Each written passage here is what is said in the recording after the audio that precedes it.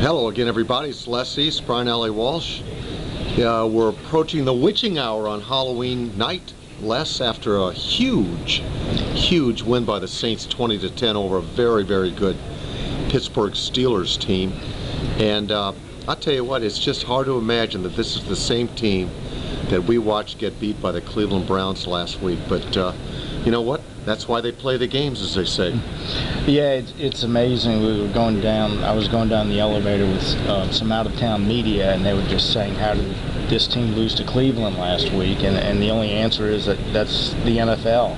You know, week in and week out, things are so close that some teams, you know, get fired up and play a little better than the norm, and sometimes other teams don't quite play up to par. And tonight, the Saints really needed to get a win, and they played like a team that still has a chance to do something pretty good this season. They have a long way to go, but this was a much-needed victory. And you know, there are a lot of statistics we can get into if we want to and stuff like that. But the main thing was they played a very good, tough, physical, well-coached team, and they found a way to beat them. And that's really the most important thing.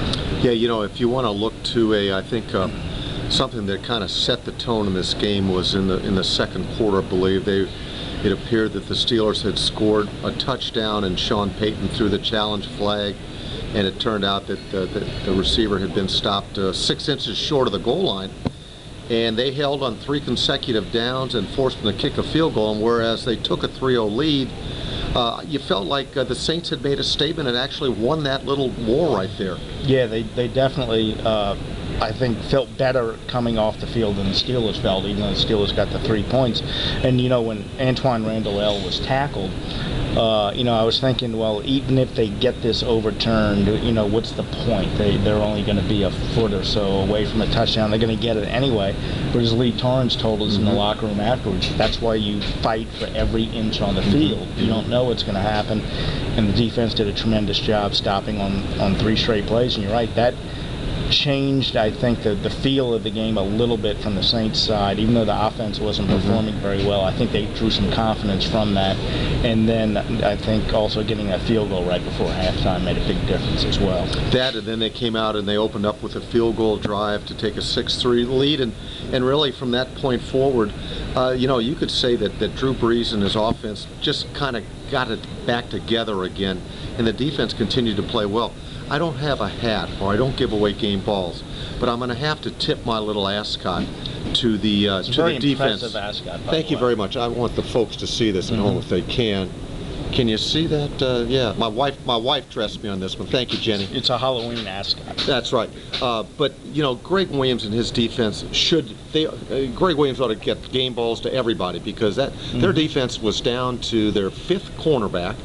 They lost Patrick Robinson to an ankle injury. They'd already lost Jabari Greer and Tracy Porter, and Randall Gay's out for the year with concussion, head problems. So I mean, they're down to, you know, Lee Torrance, who ended up with a huge stop at the goal line, like you said, plus a key interception late in the game to stop another potential drive. So I mean, these guys just battled back and forth, and Scott Shanley came back and played a whale of a game. I mean, they just played great defense. Yeah, and they were down, I think, to their 5th and 6th cornerbacks, and Lee Torrance even went out briefly in the 4th quarter. He was shaking up on a kickoff, and I think they had Usama Young and Malcolm Jenkins might have even. I think they had 5 safeties on the field playing dime defense at one time. You know, now a couple of those guys, Usama and Malcolm Jenkins, had played corner before, but they were 5 safeties on the field.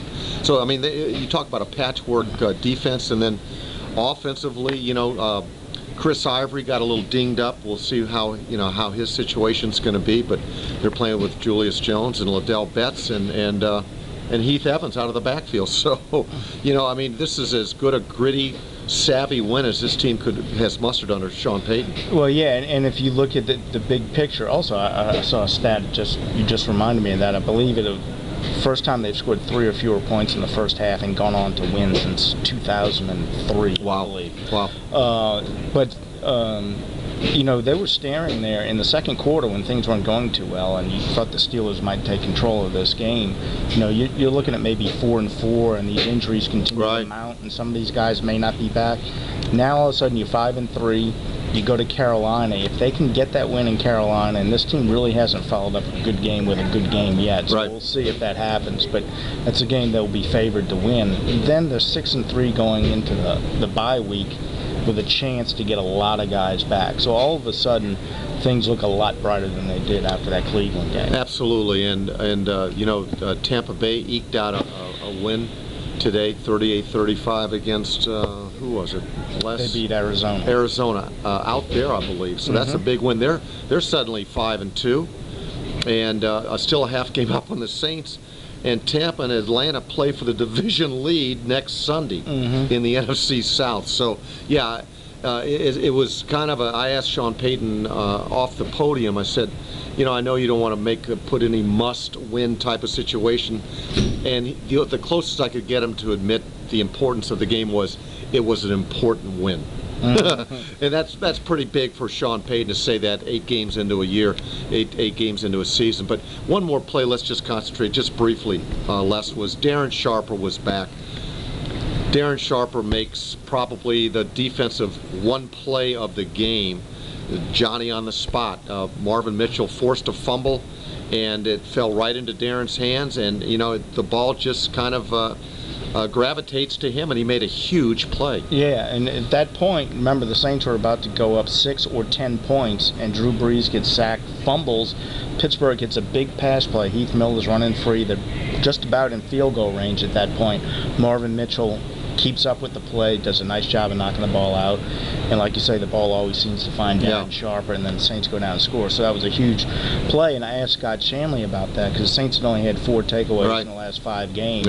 And they got that one, and they got the one from Torrance a little while later. And I said, did it start to feel like last year when you were getting all those takeaways? And he kind of laughed. And he said, when I saw the football in Darren Sharper's hands, it definitely started to feel like last year. Yeah, it was kind of deja vu. It really was. Yeah. And again, I think also, too, just finally, Les, the offense came together in the second half and put up much needed 2 touchdown passes from Drew Brees. I think Drew was 20 out of 22 in the second half. Look at a 101 passer rating, 34 of 44 for 305. A very big confidence boost game for Drew Brees and the offense too. Now they didn't run the ball well, but you know what?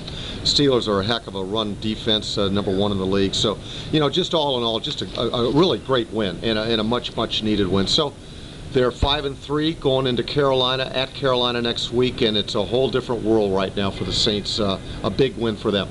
And you don't really want to mess with success. So I think until they lose another game, you should wear that ascot to every game. I'm with you on that, and I'll consider it very, very much. You'll take it under advisement? I will take it under advisement. For Les East, Brian Allee-Walsh for NewOrleans.com. Please tune into our website this evening and into the morning.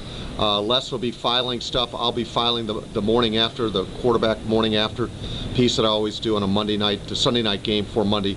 So for the both of us, aloha everyone.